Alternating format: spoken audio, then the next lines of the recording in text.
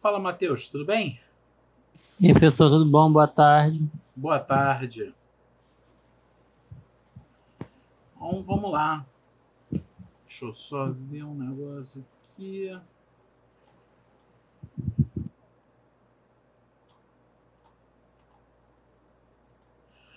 Beleza, vamos seguir então. Qualquer coisa, o Oséias aí pega depois a gravação lá. É, tranquilo, valeu.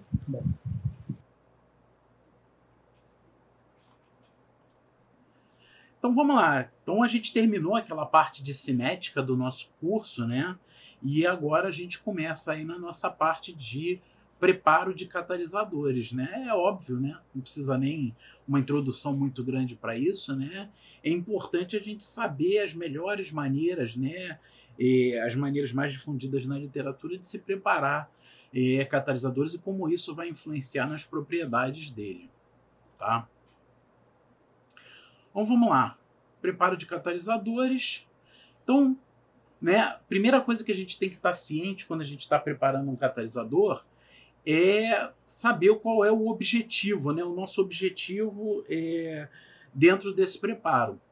Então, os catalisadores, né, como eu já tinha comentado com vocês, eles são de dois tipos principais, né, que são os catalisadores mássicos, tá certo? Ou os catalisadores suportados. Um catalisador mássico, tá, é aquele que você prepara, o seu catalisador como um todo é a sua fase ativa. Então pode ser um óxido misto, entendeu? Um catalisador ácido, como por exemplo um aluminosilicato, uma zeólita. E o outro lado, né, são os catalisadores suportados, aonde, né, a sua fase ativa ela não tem propriedades interessantes para ser usada como catalisador, então você dispersa ela em cima de um suporte, né, que ele pode ter função simplesmente de dispersar e estabilizar a fase ativa, ou ele também pode participar da reação de diversas maneiras. A gente vai explorar um pouquinho disso.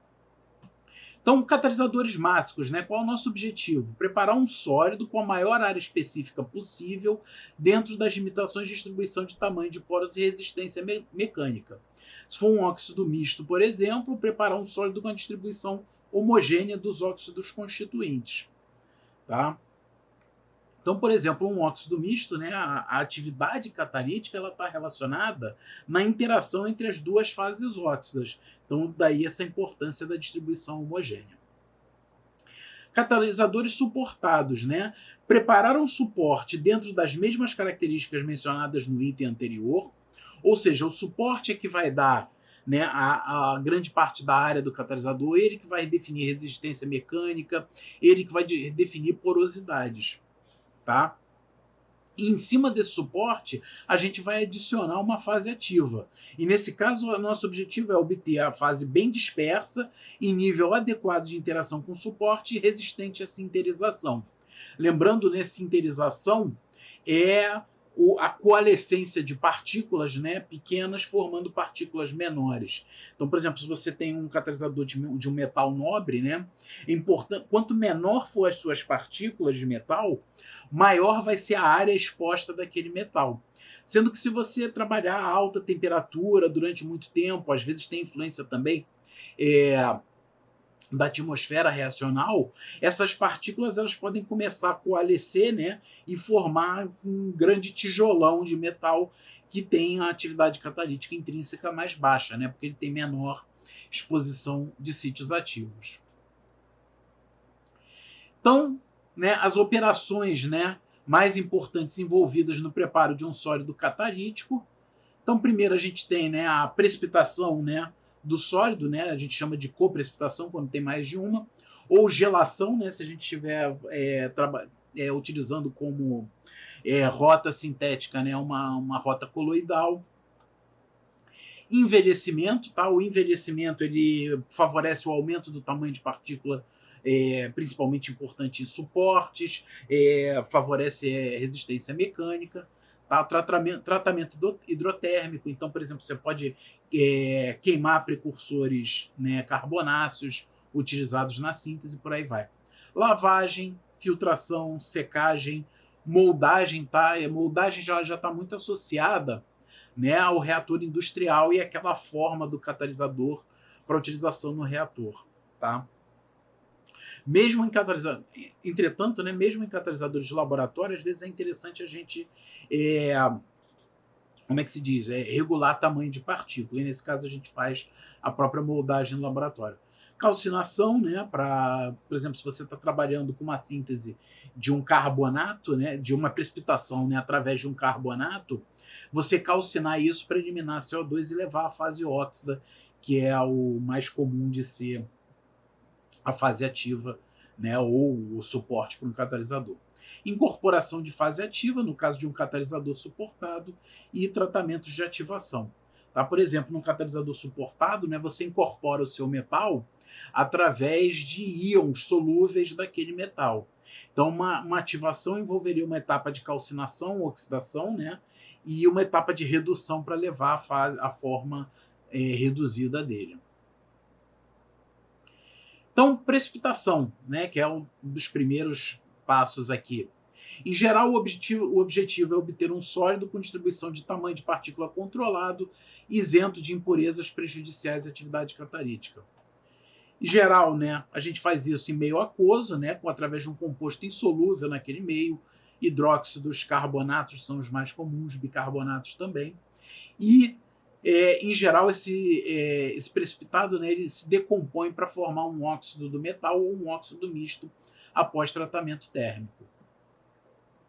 O sólido, né, deve decompor a temperatura baixa, né, para a gente não ficar gastando muita energia, para a obtenção também de um óxido com área específica e porosidade adequada, né, porque se a gente começa a aumentar muito a temperatura, ela começa a influenciar negativamente nessas propriedades. Os reagentes e o procedimento, tá, são escolhidos com base nas impurezas e propriedades, né, de precipitado e de decomposição na calcinação. Então, né, isso aqui é uma coisa interessante, né, que sempre que a gente está trabalhando com isso, a gente, né, com precipitação, para depois levar a forma ativa para calcinação, a gente sempre tenta trabalhar, né, com esses íons aqui. Amônio, carbonato, nitrato, né, os ânions, né, e quelantes orgânicos. Por quê? Porque se eu levar isso, né, fizer uma calcinação em fluxo de ar a alta temperatura, tudo isso aqui se decompõe. Então, por exemplo, a amônia, ele sai como amônia, tá? Carbonato sai como CO2, nitrato como NOx, né? E os orgânicos como CO2 e água, tá?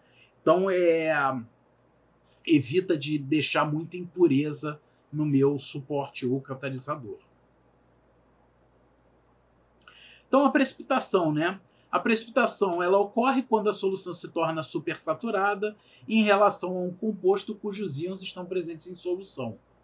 Então, aqui, por exemplo, né, o íon A e o íon B em solução reagindo, né, formando um sólido insolúvel AB, né? Aqui são os coeficientes estequiométricos, tá? Que é insolúvel, né, e precipita em certas condições, né? O quanto dele vai precipitar, né, as concentrações residuais em solução são definidas pelo produto de solubilidade, né, que é a constante de equilíbrio para esse processo, tá? E é interessante enfatizar, né, que o produto de solubilidade é a constante de equilíbrio para o processo de solubilização do sólido, definida para cristais grandes. Tá? Existe uma influência do tamanho de cristal na solubilidade dele, tá? E logo na precipitação, né, se a gente estiver indo pelo caminho inverso, que a gente vai explorar daqui a pouco. Então, uma solução supersaturada no composto AB, quando esse produto aqui, né, que é maior do que o valor, desculpem, do KPS. O mecanismo, né, de precipitação ele envolve duas etapas, né, principais. Então, o que acontece? Primeiro você tem lá o seu sólido solúvel, né, provavelmente numa solução supersaturada, né? Se ela não estiver supersaturada, você não vai esperar que haja precipitação, né, em temperatura constante. Então, se você está numa solução supersaturada, a formação de um sólido ela ocorre em duas etapas. A primeira etapa é uma etapa que é chamada de nucleação. Tá? Então, o que acontece? A formação, a nucleação, né, a formação de uma partícula inicial daquele sólido, tá bem pequenininha, tá? E essa partícula é chamada de núcleo, a partir da qual vai haver o resto da precipitação daquele sólido, tá?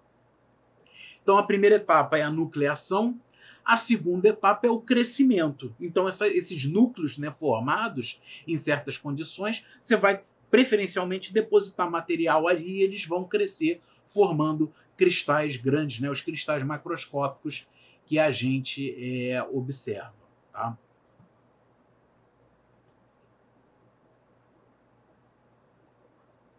Então, o que acontece? A nucleação consiste na formação de núcleos de tamanho crítico mínimo, abaixo do qual o sólido é instável e tende a se redissolver. Sem a pré-existência de partículas em solução que sirvam como núcleos, a nucleação somente ocorre quando a solução atinge um determinado nível de supersaturação. Que a gente vai falar um pouquinho agora da termodinâmica desse processo e a gente vai tentar entender como é que esse processo ocorre, né? Quando que ocorre, né, as velocidades relativas de nucleação e crescimento, como isso vai influenciar a morfologia do cristal. Então a gente define, né, como grau de supersaturação S a razão entre a concentração do composto na solução, que a gente vai chamar de C0 aqui, e a concentração de saturação, né, que é aquela dada basicamente pelo KPS. Tá? O que acontece? A necessidade de um tamanho crítico para o núcleo da fase sólida é resultado da existência de um excesso, né, de energia livre associada a interfaces. Então, no curso de fenômeno de superfície eletroquímica de vocês, né, que vocês já fizeram aí algum tempo atrás, vocês devem ter visto lá que a superfície de qualquer material está associada a um excesso de energia livre, tá? Ou seja, a formação de uma superfície ela é desencorajada termodinamicamente. Tá? Por quê? Porque a superfície ela tem valências incompletas, né? O seu material, né? Ele não está nas mesmas condições que do seio da solução, por exemplo, né? Então, por exemplo, se você pega um átomo do metal, né, no centro de um sólido e na superfície, né, a gente estudou isso lá na parte de adsorção, você vê que ele tem propriedades diferentes, né? Ele tem ligações diferentes, ele tem um número de vizinhos diferentes, e isso vai estar associado a esse excesso de energia livre de Gibbs aqui. Então, o que acontece? A gente vai tentar calcular, né, para o nosso caso aqui, a variação da energia livre de Gibbs, né, associada ao volume do meu sólido, né, que é uma contribuição negativa, né, para a energia livre de Gibbs, e a contribuição associada à superfície, que é uma contribuição positiva. E a gente vai ver o seguinte, tá, que para partículas muito pequenas, a contribuição da superfície é mais importante, e você tem a ressolubilização do sólido. Para partículas muito grandes, o ΔG do volume é mais importante, o ΔG do processo de precipitação já fica negativo, então eu tenho de fato a precipitação. Então a gente vai tentar ver, né, qual é o comportamento intermediário entre esses dois para tentar achar aí o estado de transição para precipitação. Então, ΔG associado ao volume. Tá? Então a gente está falando de um núcleo, a gente vai, por aproximação, considerar ele esférico, tá? Então o volume desse núcleo, né, que é o volume de uma esfera, é 4/3 de π vezes raio ao cubo, onde R é o raio do núcleo. Tá? Se eu pego o volume e divido pelo volume molar do meu sólido, ele dá, basicamente, né, que é a simplificação disso aqui, vai me dar número de moles. Número de moles vezes número de Avogadro vai me dar número de moléculas que estão naquele núcleo.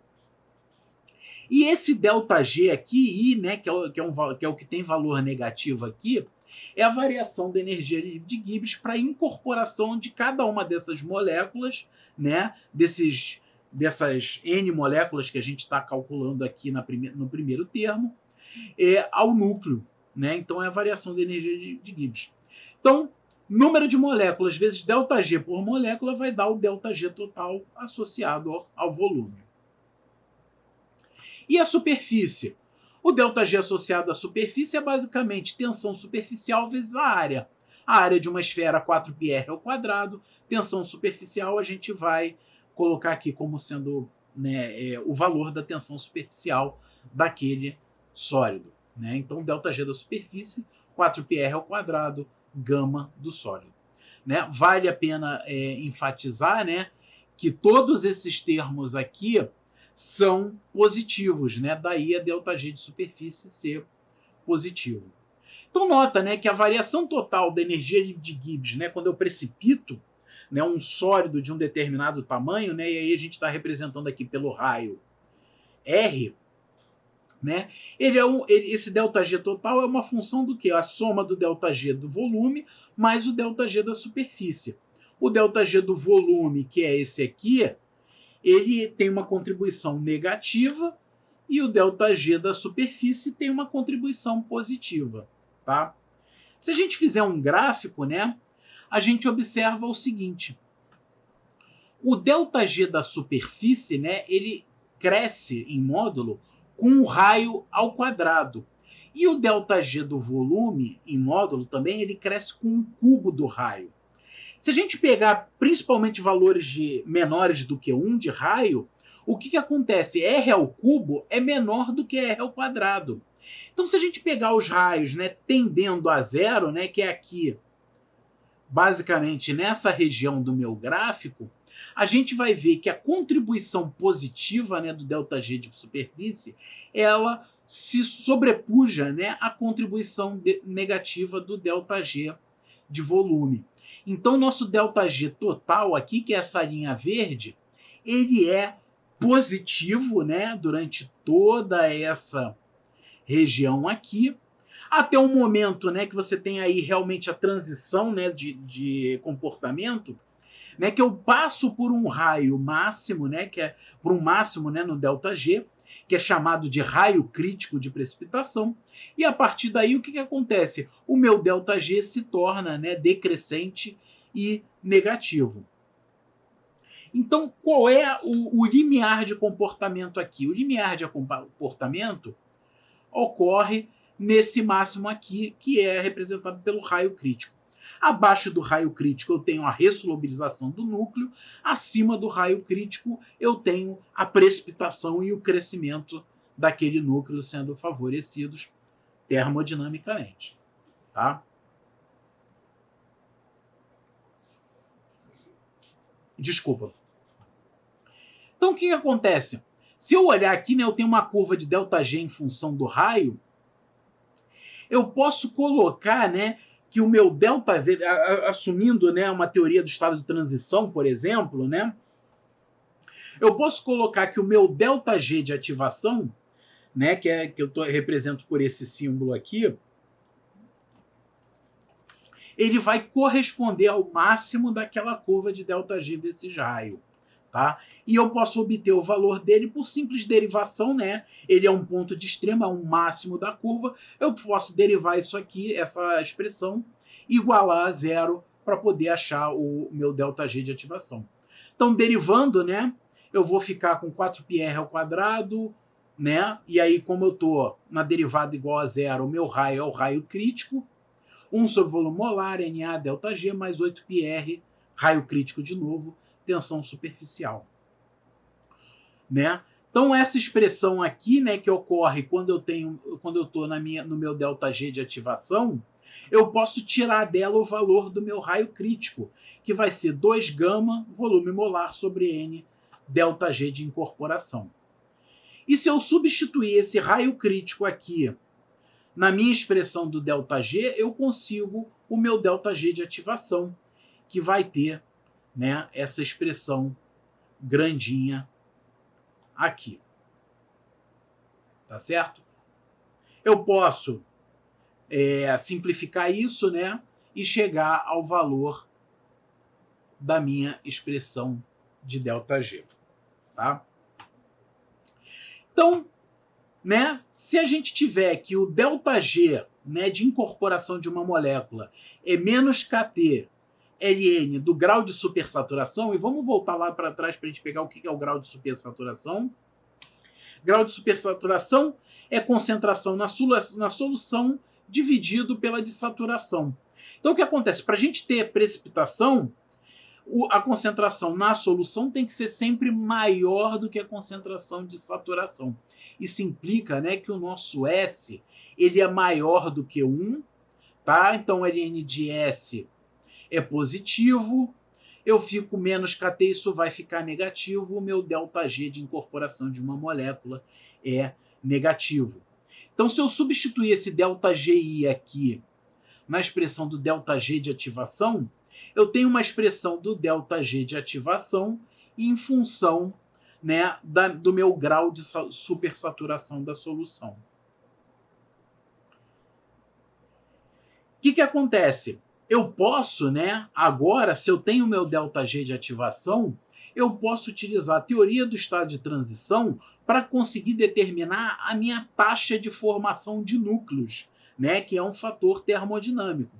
Então, a taxa de formação de núcleos é basicamente um fator de frequência, vezes a concentração de moléculas, né, em núcleos de tamanho crítico.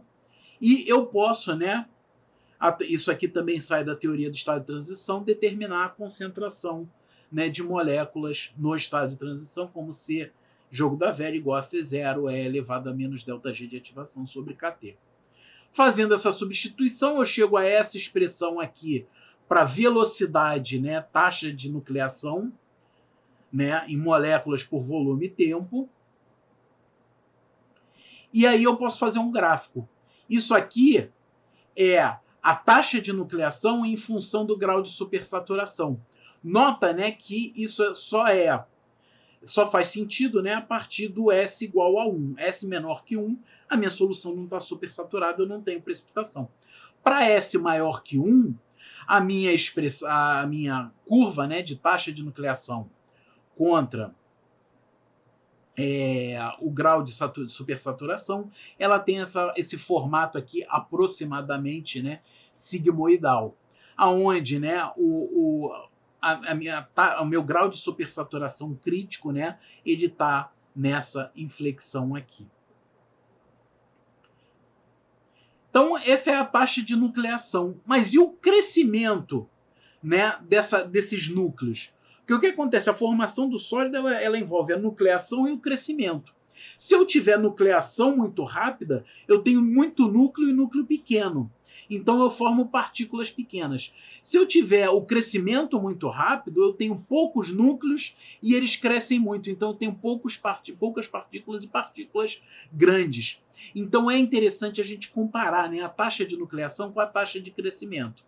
Então, uma vez que existam núcleos, né, com um raio maior do que o raio crítico, né, esses vão crescer por agregação de moléculas. E aí, né, por considerações cinéticas, eu não vou entrar em detalhe aqui, a velocidade de crescimento vai ser igual a um coeficiente de velocidade vezes a diferença, né, C0 menos C de saturação elevado a alfa, onde alfa é um valor em geral entre 1 e 2, né? Ou seja, seria ali algo intermediário entre a colisão entre uma molécula e um núcleo, tá?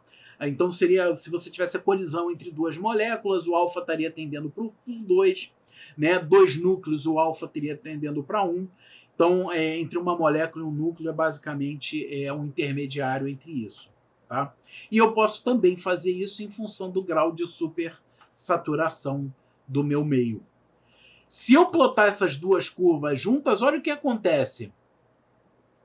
Elas se cruzam, tá certo? Nesse ponto aqui, que é o que eu chamo de grau de supersaturação crítico, tá?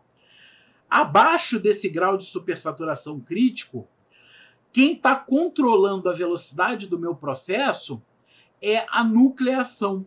Então eu vou ter, né? Ou seja, o crescimento é rápido. Eu vou ter poucas partículas e tamanho grande aqui à esquerda dessa curva. À esquerda desse ponto.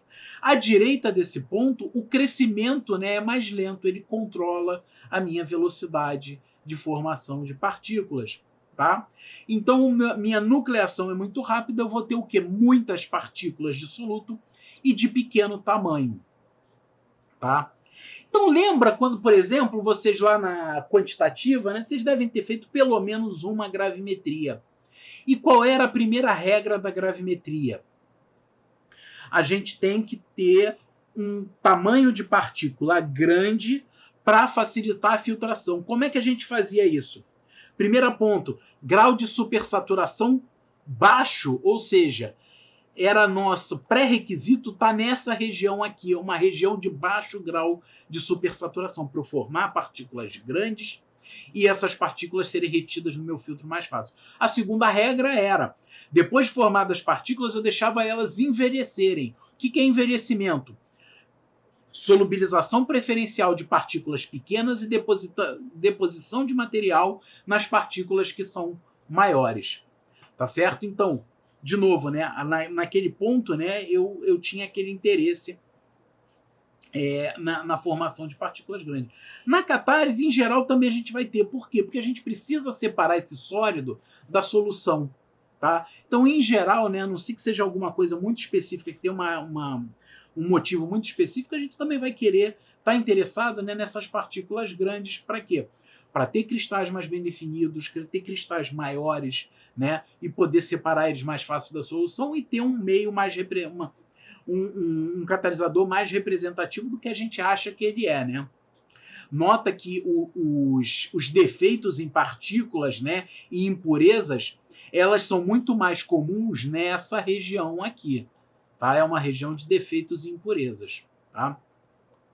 Nessa região da esquerda, você tem partículas perfeitas, né, partículas mais bem definidas e com menos impurezas. Então, falar um pouquinho sobre alguns métodos de precipitação, né? Um bastante interessante é chamado de precipitação homogênea, tá? Porque pelo fato do agente precipitante ser gerado no meio reacional, ele já é gerado numa baixa concentração, num baixo grau de supersaturação do meu meio, tá? Porque, por exemplo, se você está adicionando o seu agente de precipitação, né, por exemplo, por gotejamento de uma solução, ou mesmo com uma espátula, você está adicionando ele numa posição numa localidade muito pequena, muito restrita, né, do meu meio reacional. Então você acaba gerando um alto grau de supersaturação local ali. Então, quando o seu material começa a precipitar, ele precipita de forma não homogênea, né? Porque o grau de supersaturação vai acabar variando com o tempo. Então, se a gente tem essa precipitação homogênea, por exemplo, com ureia, se eu aquecer uma solução de ureia, eu gero íons amônio, tá? Eu gero CO2 e eu gero, tá, íons OH-. Então, o OH- vai precipitar hidróxido metálico, tá? Então, por exemplo, se eu quero precipitar uma alumina, eu posso precipitar ela com, né, a partir de sulfato de alumínio ou nitrato de alumínio, ureia, e aqueço. A hora que eu aqueço, gero OH-, precipita LOH3, tá? E aí depois eu posso calcinar isso para levar a L2O3, óxido de alumina, que é um suporte, né, importantíssimo na catálise heterogênea. Se eu usar um bicarbonato, né, o que a maioria dos bicarbonatos eles são solúveis, e eu aquecer ele em solução, ele gera carbonato, né, que ele vai precipitar aí a maioria dos metais na forma de carbonatos. O carbonato, se a gente calcinar, né, ele elimina CO2 e gera um óxido aí, possivelmente até um óxido misto, se a gente tiver mais de um metal. E aqui embaixo, né, tá basicamente aquilo que eu tinha falado. Como a concentração de agente precipitante é sempre baixa, a nucleação é lenta e os cristais obtidos vão ser grandes e bem formados. Tá? A nossa precipitação, né, até por motivos de repetibilidade, etc., ela é quase sempre feita por mistura de soluções. Tá? Mesmo assim, tá, a gente especificando que a gente está fazendo por mistura de soluções, existem vários tipos de operação. Então, por exemplo, a primeira aqui da esquerda, quero misturar duas soluções A e B. Então, um provavelmente vai ter os metais, o outro o agente precipitante. Então, eu posso botar a solução B dentro de um becker, agitar e gotejar aí a minha solução A. Nota o seguinte, primeiro, o A está entrando aqui e está basicamente mudando o volume total dele. Então, a concentração de A varia com o tempo. B, né, B, eu tenho esse volume inicial aqui, conforme eu vou adicionando A, o volume total da minha solução que está dentro do becker vai aumentando. Então a concentração de B também varia com o tempo. Tá? pH também vai variar, tá? Pelo mesmo motivo. Se eu estiver adicionando um ácido e ele reagir, ou se B tiver uma hidrólise ácida, ele vai acabar reagindo e vai hidrolisar mais. Então o pH também varia. Concentrações de A e B variam. Tá bom. Aqui é a razão entre as concentrações de A e B no meu meio, tá? A razão entre os dois varia e as concentrações separadas também variam. O volume vai variar e o grau de supersaturação também. Então nota, né, que em termos de reprodutibilidade, isso aqui é um inferno. Porque eu não tenho, na verdade, né, reprodutibilidade nenhuma, porque concentração de A e B variam, pH varia, volume varia, supersaturação varia.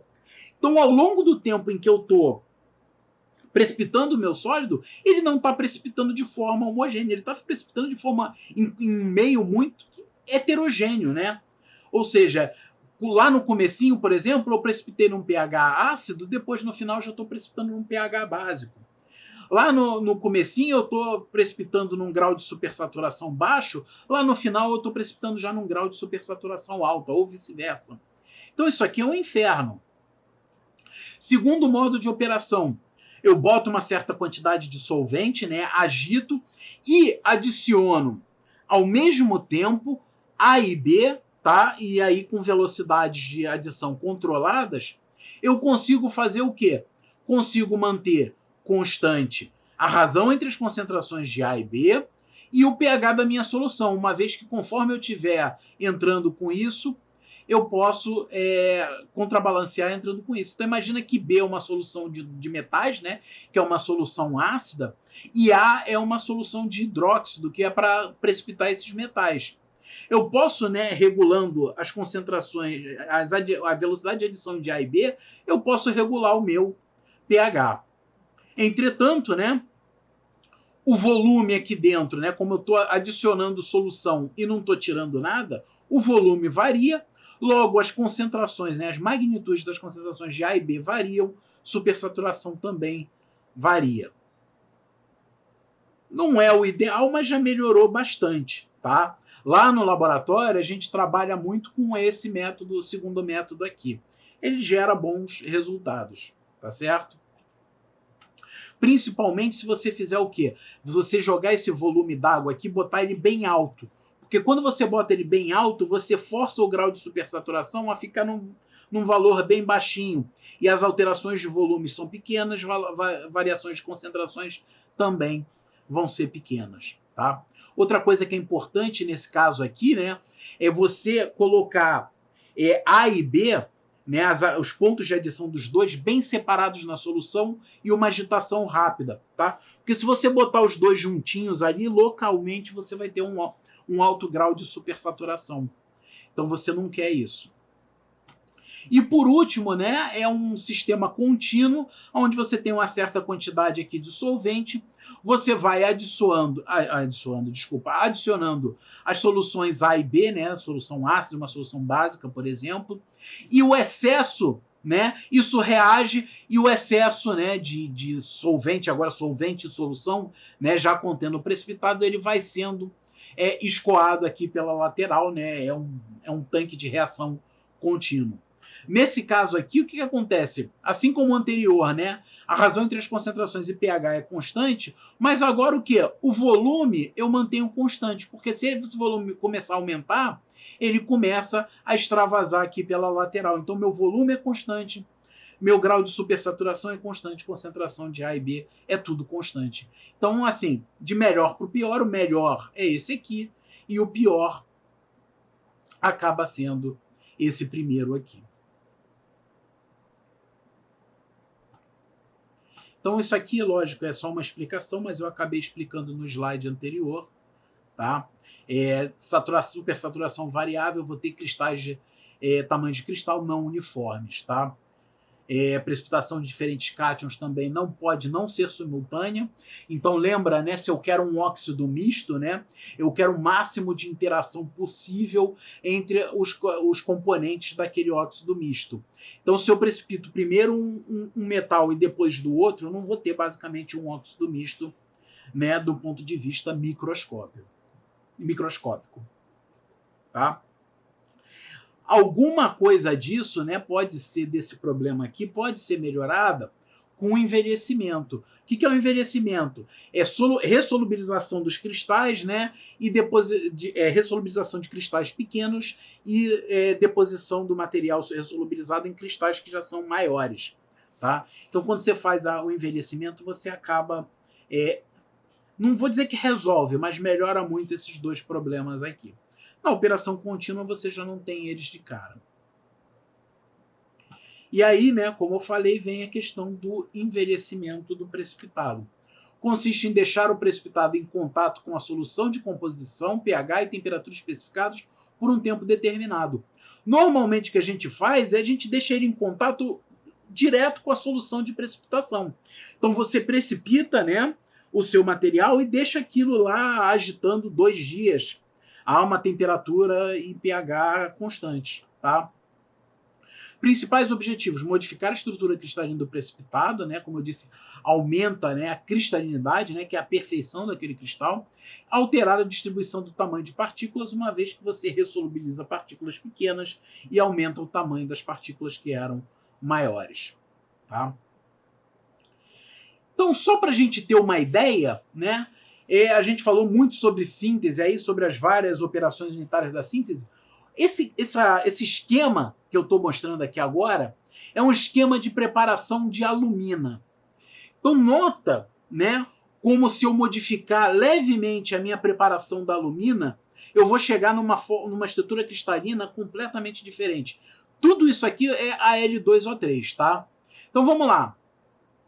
Sulfato de alumínio, tá? Al2SO4,3, tem pH menor que 2. Se eu colocar uma base e precipitar em pH entre 3 e 6, eu precipito o que a gente chama de gel de boemita microcristalina.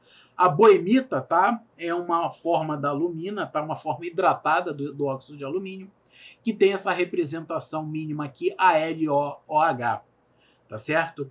Então isso aqui é a boemita.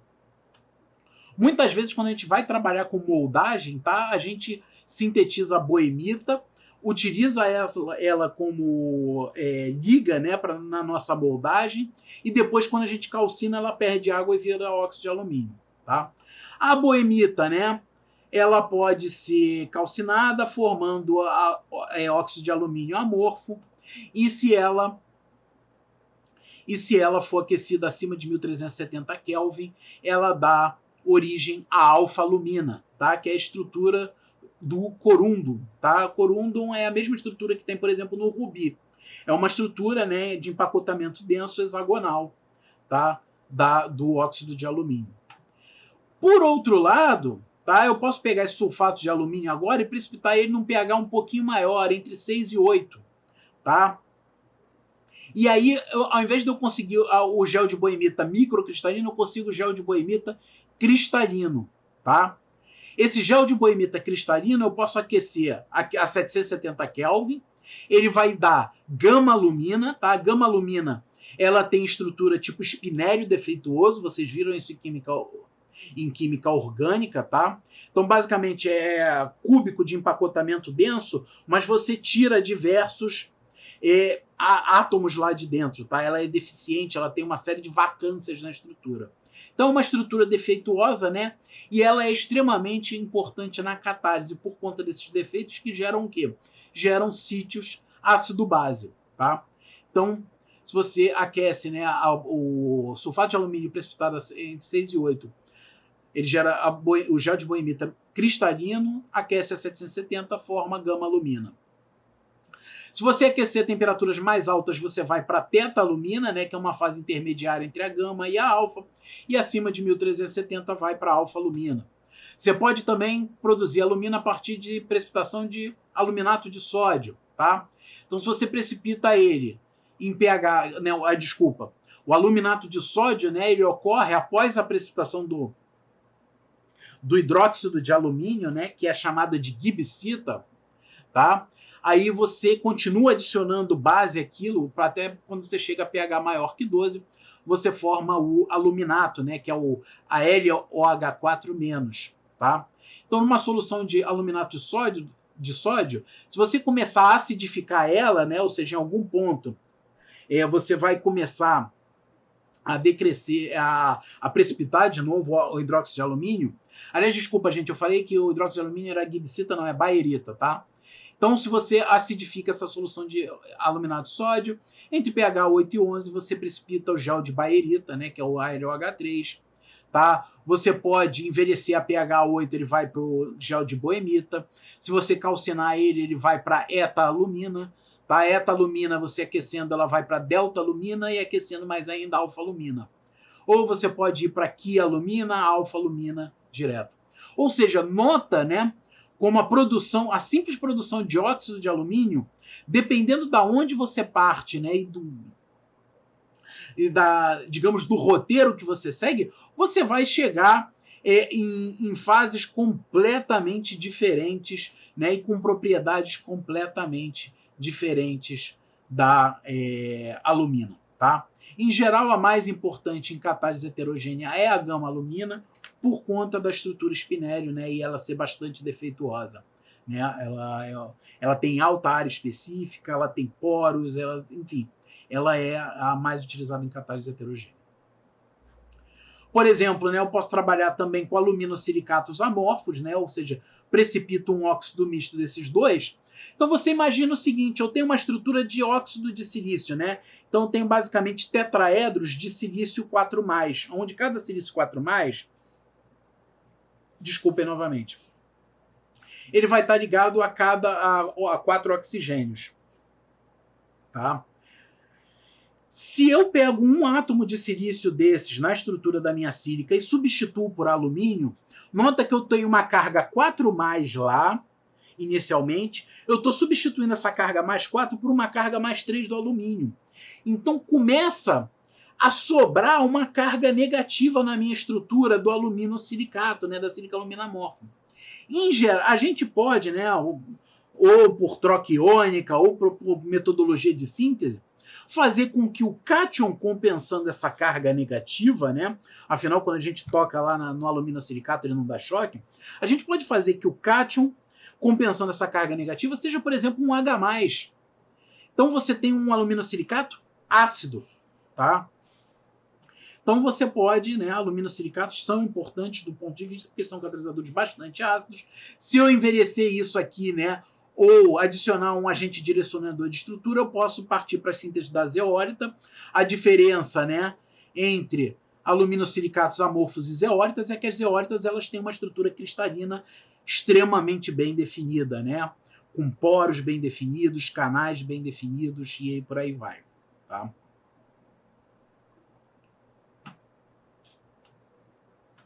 Ainda sobre envelhecimento precipitado, né? Se eu tiver uma solução de eletrólitos, né, com atividade A, então a atividade, né, das partículas, a solubilidade, né, das partículas com determinado raio, ela vai depender do tamanho daquela partícula, né? O que diz essa expressão aqui derivada através da fisicoquímica de superfícies, tá? Se vocês olharem, né, 2 gama volume molar sobre RRT, essa expressão é muito parecida com a expressão de Kelvin, tá? Que dá a pressão, a influência da pressão de vapor, do tamanho de partícula na pressão de vapor. Tá? Então aqui é mais ou menos a mesma coisa, a influência do tamanho de partícula na atividade de equilíbrio, tá? Então, basicamente, o que essa equação aqui vai nos dizer? Que a solubilidade de partículas pequenas é maior que a solubilidade de partículas maiores. Então, né, daí a gente tem a questão, né, de envelhecimento, que do jeito que eu comentei, né, e a chamada maturação de Ostwald. Né? O envelhecimento de um precipitado na água-mãe conduz ao crescimento das partículas maiores em detrimento das menores. A mesma maneira, né, se você tem uma região aqui, né, onde eu tenho uma quina, né, ou seja, eu tenho um raio de partícula que é muito pequeno naquela região, eu posso ter a solubilização preferencial naquela região, né, e deposição nessas regiões aqui, nessas superfícies planas aqui, tá, que teriam um menor raio de partícula local, um menor raio de curvatura local. Então, o que acontece é partículas, né, com formas geométricas muito angulares, né, elas vão tender a perder material aqui nos seus vértices, e esse material vai tender a se depositar sobre as suas faces, né, deixando a partícula com uma simetria mais próxima da esférica, né? A mesma coisa vale para essas pirâmides aqui na superfície, né? Você acaba desgastando aqui onde tem esses biquinhos, né, que representam graus de curvatura muito pequenos. Tá? Lavagem do precipitado. Então, se você sintetizou, né? Você sintetizou um óxido. Vamos supor o seguinte: eu sintetizei lá a minha gama-alumina através da precipitação do sulfato de alumínio entre pH 6 e 8 para dar boemita cristalina. Depois calcinei isso para obter, e depois a minha intenção era calcinar isso para obter alumina. Então, o que acontece? É importante eu lavar esse precipitado para remover os íons que não são do meu interesse. Então, primeiro, né, usei sulfato de alumínio. Sulfato não é um íon decomponível. Então, eu vou ter que remover ele por lavagem. Se eu usei hidróxido de sódio, por exemplo, né, para precipitar, né, para jogar aquele pH para entre 6 e 8, eu também vou ter que lavar para retirar o sódio. Por quê? Porque senão, principalmente o sódio, né, esse sódio aqui, ele vai matar a acidez da minha alumina. Então ele não é, né, interessante para mim eu ter ele na minha formulação. Então eu tenho que lavar isso muito bem para evitar que esse sódio diminua a acidez da minha alumina depois de calcinada. Tá? Sulfato em geral, né? Sulfato e fosfato, eles têm uma influência no sentido de deixar os sítios ácidos mais fortes, né? Então você tem aí alumina e zircônia sulfatada e fosfatada, elas são ácidos mais fortes que a alumina ou zircônia normais. Então, se você não quer esses sítios ácidos muito fortes, né, que podem gerar reações laterais que não são do seu interesse catalítico, você tem que lavar para remover essas partículas aqui que acabam, esses íons, né, que acabam sendo solubilizados, né, e retidos durante a lavagem. Tá? Resolver esse problema, né, às vezes é possível, eu posso, por exemplo, precipitar ao invés do sulfato de alumínio, usar nitrato de alumínio. Se eu uso nitrato de alumínio, a hora que eu calcinar, o nitrato ele é um íon decomponível, ele sai como NOx, então na hora que eu calcinar ele vai embora, eu não preciso lavar. Tá? O sódio, por exemplo, eu posso remover por amônio. Tá? Hidróxido de amônio, além de ser uma base mais fraca que o hidróxido de sódio, então vai te permitir, né, controlar o pH final de forma muito mais eficiente, né? Basta vocês lembrarem lá das curvas de titulação da química analítica quantitativa, né? Uma base forte, ela tem uma curva muito mais íngreme, né, no pH do que uma base fraca. Então, por exemplo, o amônio ainda te ajudaria disso. Se você está usando um tampão, né, para ter certeza que aquele pH está restrito àquela faixa bem pequena ali, você pode usar, por exemplo, um tampão de acetato, ácido acético, acetato de amônio, né? Porque o acetato ele também pode ser queimado, ele é orgânico, sai como CO2 e água. O amônio decompõe em amônia, tá? E se o alumínio for nitrato, o nitrato também sai por decomposição. Então, assim, às vezes é possível resolver esse problema, né, que seria resolvido pela lavagem antes, tá? De qualquer jeito, mesmo nesses casos, ainda assim é importante você fazer a lavagem. Por quê? Primeiro, contaminantes, tá?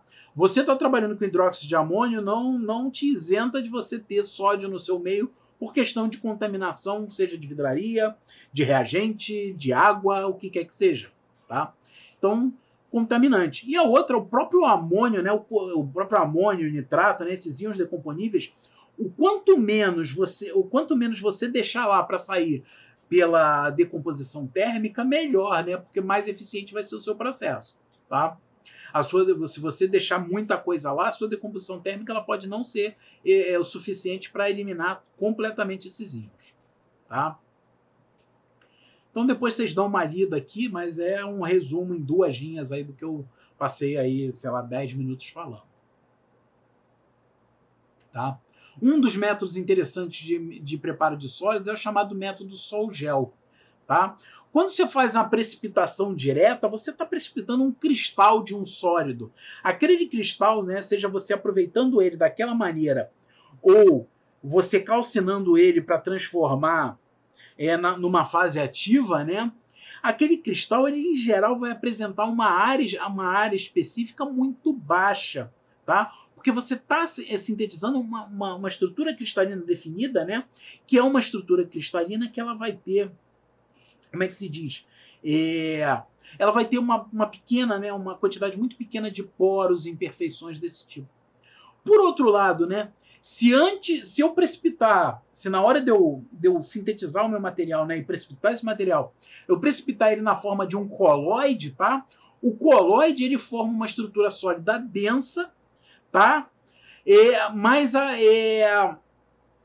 que você consegue precipitar ela, você consegue separar ela e você consegue precipitar não, né? Desculpa, você faz essa estrutura densa e essa estrutura ela consegue englobar dela uma quantidade muito grande de solvente, tá? Gerando muitos espaços vazios, tá? Depois esse seu sol, né, que é essa primeira parte do método sol-gel, né? Você precipita esse coloide, né, esse sol, né? Você tem essas estruturas poliméricas que não são observadas macroscopicamente, tá? Você passa por uma etapa de gelificação, tá? Onde você começa a ter o quê? Enovelamento dessas estruturas poliméricas. Ou seja, você começa a adicionar o seu agente precipitante, né? De forma que ele forme esse gel, né? E esse gel sim você vai conseguir precipitar. É o caso do que a gente fez, por exemplo, na síntese da gama-alumina, através da rota da boemita, né? Uma rota que envolve um gel, um processo, basicamente um processo sol-gel. Tá? Então esse gel, né, essa macroestrutura polimérica aqui, ela acaba ocluindo uma quantidade muito grande de solvente, então ela fica com uma estrutura muito aberta, uma estrutura extremamente porosa, entendeu? E isso acaba aumentando muito a área específica. Então você pega, por exemplo, né, vamos voltar lá na alumina. Se você pega uma alfa-alumina, né, que ela tem uma estrutura perfeita, digamos assim, né, completamente empacotada, etc., ela vai ter áreas específicas baixíssimas, 2, 5, 10 metros quadrados por grama. Se você pega a boemita, né, a gama-alumina, né, principalmente sintetizada por essa rota aqui da boemita, vai chegar aí 60, 100 metros quadrados por grama. Entendeu? Coisa de 10 a quase 100 vezes maior do que a alfa, áreas de 10 a 100 vezes maior do que a área da alfa-alumina. Então, e lembrando, né, sempre a área externa, né, que é o que vai estar interagindo com os nossos reagentes na reação catalítica, tá? Então, o método sol-gel, né, ele tem essa ideia de você aproveitar a formação dessas estruturas, né, coloidais, né, na sua precipitação para ter uma estrutura mais aberta. Então, o método em si é a formação de gel, tá? Em geral, é feito pela hidrólise de alcóxidos dissolvidos em solvente orgânico. Por exemplo, lá no meu projeto de curso, quando eu era da graduação, eu precipitei óxido de titânia, né, pelo método sol-gel, o reagente que eu usava era isopropóxido de titânio, tá? Então, o que acontece? Eu pegava o isopropóxido de titânio ali numa solução básica, né? E começava a adicionar, né? Ele vem em solução alcoólica, se eu não me engano, era uma solução alcoólica de isopropanol, e aí eu ia adicionando água, né? E essa água com leve concentração de ácido, e essa água ela ia hidrolisando, né? Os TiO isopropil, e formando TiOH, e esse TiOH ele começava, né, a formar, a polimerizar, né, formando primeiro o sol, depois o gel. Esse gel, né, depois eu calcinava, né, ou então eu usava um método de liofilização para extrair esse líquido dele, né, e obter o óxido de titânio, tá? Então, a estrutura extremamente aberta do gel produz sólidos altamente porosos com alta área específica após remoção adequada do solvente, tá? Se você calcinar, tá? Lembra que quando você gera uma interface líquido-vapor, né, lá pela equação de Kelvin da fisicoquímica de superfícies, né? A equação de Kelvin, não, desculpa, a equação de Laplace-Young, né, você gera uma diferença de pressão através dessa interface, né, curva líquido-vapor. Então, se eu começo a calcinar esse material, tá, essas diferenças de pressão elas podem chegar a ser tão grandes que eu posso começar a colapsar a minha estrutura. Então, eu perco essa alta área específica, né, que eu tive tanto trabalho aí para poder incluir ela no meu material. Então, o que eu fazia, né, eu utilizava o método da liofilização. Então, ao invés de eu aquecer, né, para vaporizar o solvente, eu congelava aquele solvente em nitrogênio líquido, tá certo? E aí depois eu sublimava aquele solvente congelado por diminuição da pressão. Quando eu faço isso, eu evito o aparecimento da minha interface líquido-vapor curva. E aí eu não tenho essas pressões altas que acabam colapsando a estrutura do meu solvente. Tá? Em algum momento aqui eu devo fazer até algumas contas a respeito disso. Tá? Então, por exemplo, etapas da química Sol-Gel. Primeiro, alcóxidos, né? Então, é um grupo alquil, oxigênio e o seu metal. Em geral, silício, titânio, zircônio, alumínio, estanho, sério, tá? Z é a valência do elemento central. Então, por exemplo, eu já vi, né, os alcóxidos de silício, né? A gente trabalha muito lá no laboratório, de titânio. Para silício a gente usa muito o tetretil ortosilicato, né? E para titânio isopropóxito de titânio a gente tem lá. Alumina a gente usa muito aluminato de sódio, né? Direto para sintetizar. A gente não trabalha muito lá no laboratório, pelo menos, com alcóxido. Esse alcóxido, né, ele vai estar normalmente, né, numa solução alcoólica. Então você vai adicionar água para hidrolisar os grupamentos alcóxidos, formando hidróxidos. Tá? E esses hidróxidos aqui eles vão acabar condensando, tá? Formando esses polímeros aí que formam a estrutura primeiro do Sol e depois do gel. Vantagens do método: alta pureza devido à utilização de alcóxidos, né? O alcóxido, quando você compra ele vem extremamente puro e extremamente caro. Então, tem essa contrapartida, né, que está aqui embaixo. Homogeneidade de óxidos mistos, tá certo? Então, por exemplo, o alcóxido ele não está precipitando como um aglomerado daquele óxido ou daquele sal. Né? O alcóxido, na hora que você precipita, ele está formando um OH, então você tem uma mistura quase que a nível molecular. Então, isso é uma vantagem muito boa, né? Você tem alta homogeneidade do seu óxido misto. Possibilidade de preparar sólidos de alta porosidade e área específica. Desvantagens: alto custo, longo tempo de processamento, né?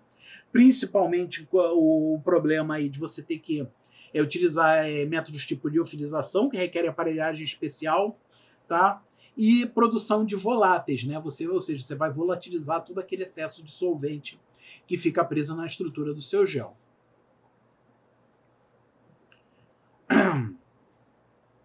Secagem de sólidos porosos, tá? Isso aqui é o que eu tinha falado lá anteriormente. Quando você tem um sólido poroso secando, né, você tem a formação de um menisco, né, curvo na sua interface líquido-vapor. E aí é aquilo que eu tinha falado aqui. Essa aqui é a equação de Laplace-Young, né, que ele vai dar a diferença entre a pressão dentro do líquido e a pressão externa, tá? E é proporcional à tensão superficial do líquido e o raio do poro. Eu acho que aqui, ó. Se a gente pegar um sólido encharcado, tá certo? E a gente fizer uma conta, né? Que o nosso raio de poro é de 40 angstroms, tá? 4 nanômetros, não é nem os menores, chegam nem perto dos menores que eu já vi. Tensão superficial, 72 vezes 10 a menos 3 newton por metro, isso aqui é água, tá? E ângulo de contato igual a zero, por exemplo, água em um sol-gel de sílica ou de alumina ou de aluminosilicato, por exemplo, teria esse ângulo de contato aqui. Pressão externa 1 bar, ou seja, pressão atmosférica. Então, ou seja, vamos fazer essa conta, né, da equação de Laplace-Young com condições absolutamente normais, tá? A gente não está forçando nada. Se a gente fizer isso, a pressão dentro desse líquido é de menos 180 bar. Menos 180 bar, essa pressão negativa, né, ela corresponde a esse líquido puxando as paredes dos poros ao redor dela, uma atração por unidade de área, tá? 180 bar, isso aí vai pegar esses poros e vai fazer assim com eles, ó, puff, eles vão achatar todos, vai quebrar toda a estrutura do meu sólido, né? Que, por exemplo, se eu tiver utilizado um método sol gel para ter aquela estrutura toda aberta, linda, alta, área específica, todo aquele trabalho foi para o espaço, entendeu? Então você tem aí colapso da estrutura de poros. Então, se você pega no método sol gel, né, o ideal é que você trabalhe ou com secagem supercrítica. Então, por exemplo, você vai trocando, né, o seu fluido por CO2 líquido, tá certo? E você evapora, entre aspas, né, o seu CO2, né, você elimina o seu CO2 através de transformação de CO2 em CO2 supercrítico, né? Lembra qual é a propriedade dos fluidos supercríticos? Eles não apresentam interface líquido-vapor. Se não tem interface, não tem menisco. Se não tem menisco, isso aqui não funciona, né? Isso não vai acontecer, essa pressão, essa tração aqui não vai acontecer. Liofilização é o que eu comentei anteriormente, né? Que é o que eu tinha utilizado. Você condensa, você congela, desculpa, o seu líquido e depois você sublima ele para você de novo evitar a interface líquido-vapor, tá? O último método, que é o menos eficiente, é por troca de solventes. Quando você faz troca de solventes, você está mexendo nessa tensão superficial aqui, tá certo? Então, por exemplo, a água tem uma tensão superficial de 72 milNewton por metro. Se você pegar etanol, acetona, né, outros solventes que não tenham interações intermoleculares por ligação de hidrogênio, eles vão ter tensão superficial bem menor. Essa pressão aqui começa a cair. Devido ao quê? Devido ao efeito da queda da tensão interfacial ali. Tá? Então, troca de solvente não é exatamente o método mais eficiente, mas é um método simples de ser feito, né? E ele gera algum resultado positivo. Tá? Então, eu já expliquei, né, os métodos de secagem de sólidos porosos. Tá? Então, tem aqui, por exemplo, uma coisa mais visual, né? Eu tenho aqui um gel com um solvente ocluído dentro dele. A hora que eu começo, né, a retirar esse solvente, isso aqui vai acabar colapsando essa parede aqui, formando uma estrutura, né, com menos poros. Tá? Então, né, nesse caso aqui, né, quando você faz esse método aqui em cima, né, um método de evaporação, né, você diz que você forma um xerogel, tá certo? E nesse caso de baixo aqui, né, quando você forma um aerogel, por exemplo, pela remoção de solvente supercrítico, tá? Então você mantém as paredes do seu poro.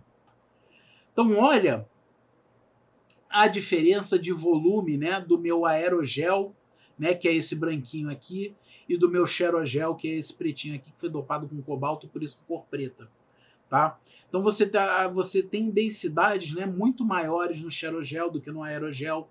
Lógico, isso está sendo feito aqui às custas da sua porosidade do seu meio.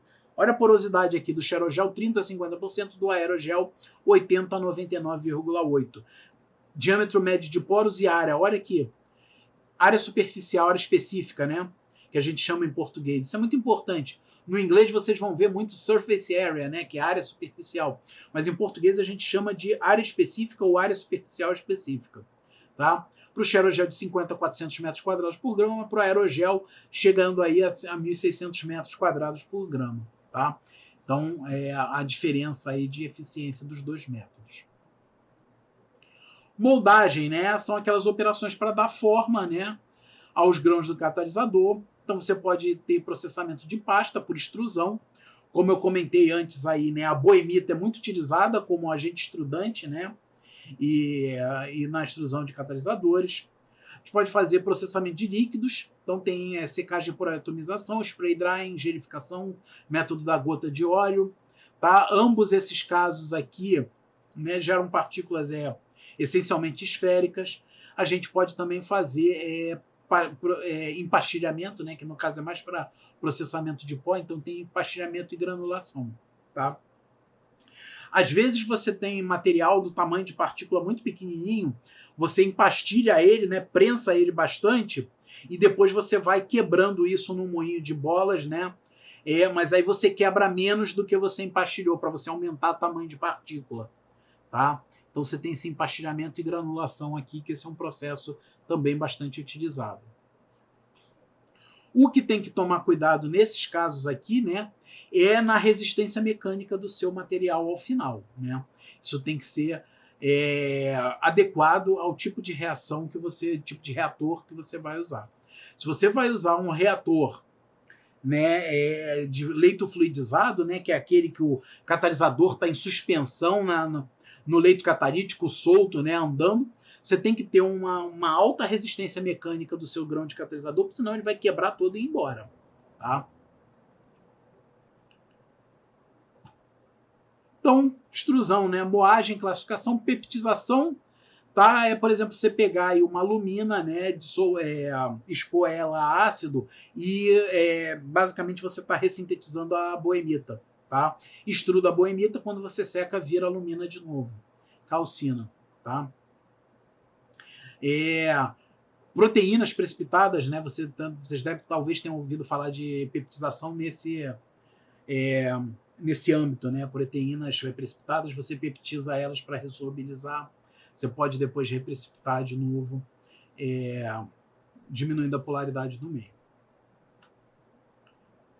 Então, né? Vamos lá. A peptização é desagregação de aglomerados, tá? Por ação de solução de um ácido, geralmente monoprótico, ácido nítrico, ácido acético, para formar uma pasta moldável. Tá? Durante a peptização podem ser adicionados agentes porógenos, por exemplo, celulose. Tá? Quando você calcinar esse material, né, se ele tiver celulose dentro dele, a celulose vai queimar, vai a CO2 e vapor de água, e a hora que esse CO2, né, e esse vapor de água estiverem saindo da minha estrutura para o meio externo, eles vão cavar buracos na estrutura, né, vão gerar poros. Tá? Então, eles geram macroporosidade nos extrudados. A peptização pode envolver mistura de pós diferentes para preparação de catalisadores multicomponentes. Tá? Como eu dei o exemplo aí, isso lá na alumina é utilizado em geral boemita, né, microcristalina ou pseudoboemita. Então, por exemplo, aqui, né, o seu material sendo peptizado e aqui a extrusão dele, que é basicamente você está fazendo um grande macarrão. Tá? Isso aqui, nesse macarrãozinho aqui, depois você vai cortando ele, né, no tamanho que você quer do seu extrudado, e aí você pode fazer impregnação, né, colocação de fase ativa, alguma modificação. Chegou no final, você calcina ele, que ele vai virar um grãozinho, né, praticamente muito parecido com um grão de arroz. Né? Isso tem nos nossos slides anteriores. Atomização, né? Você tem uma solução ou suspensão de um pó fino atomizado, né, em ar quente para produzir de grãos de forma e tamanho uniformes.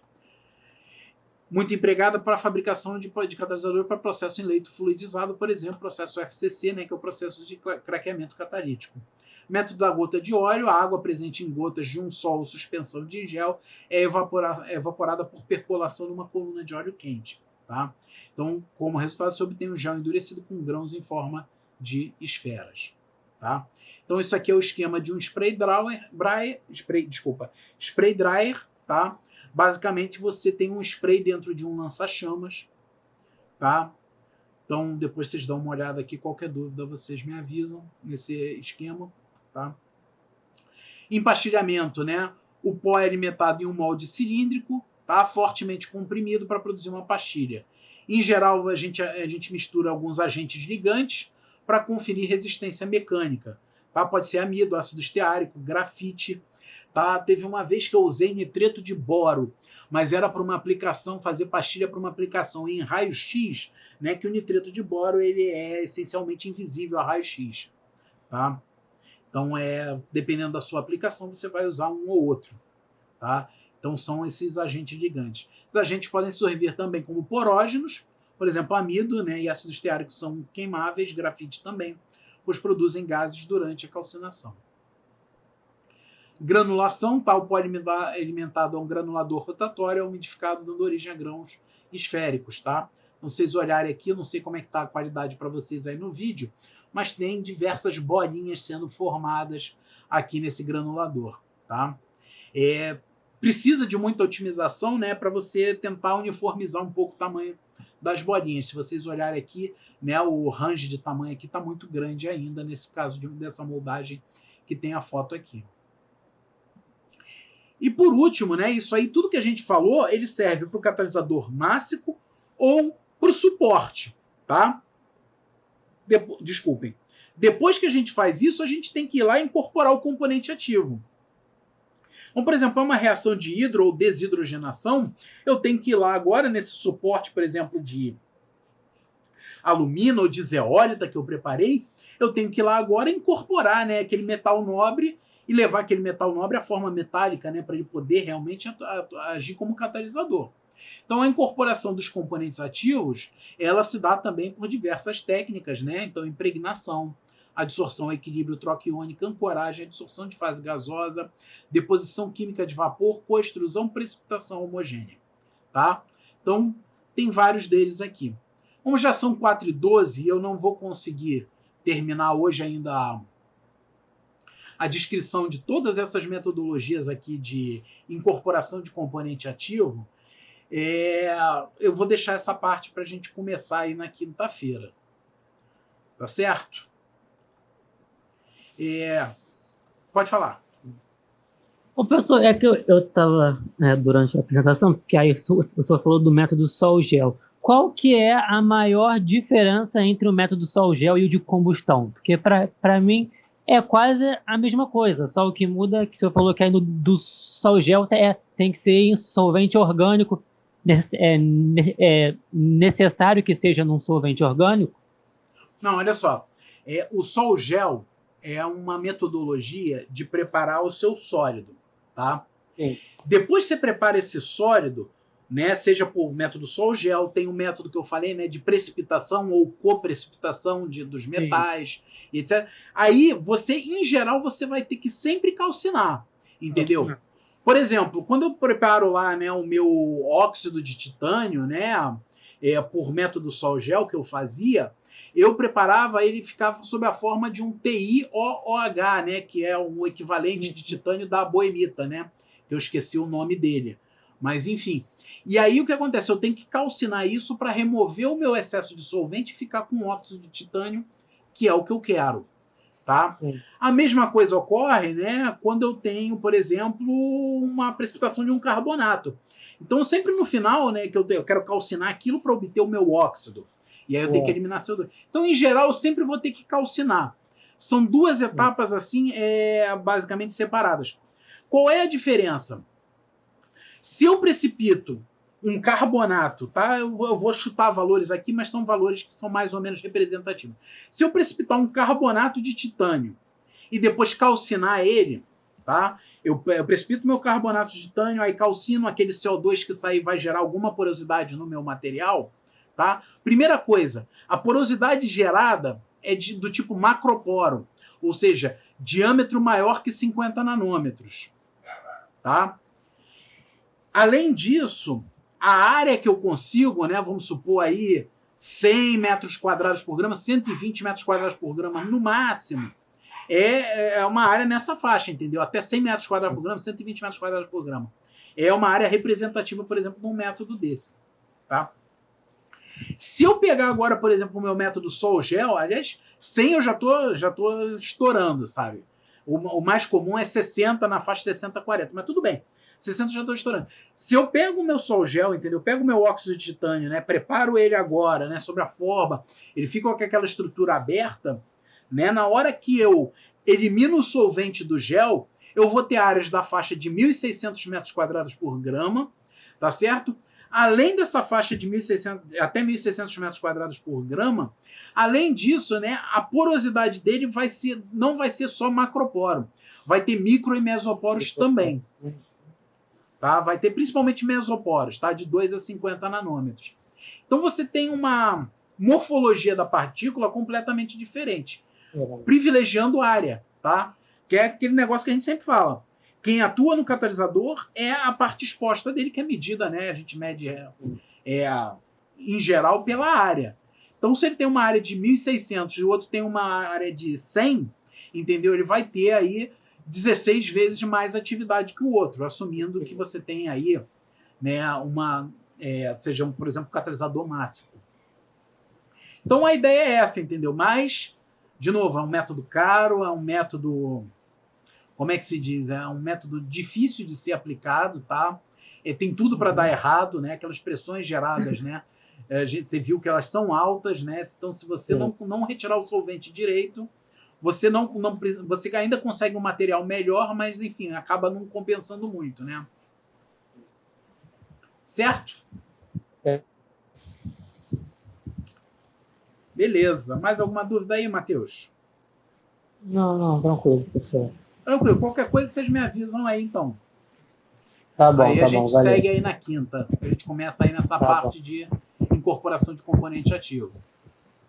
Tá bom, valeu, professor. Valeu, cara. Um abraço aí. Até mais. Tá, aqui.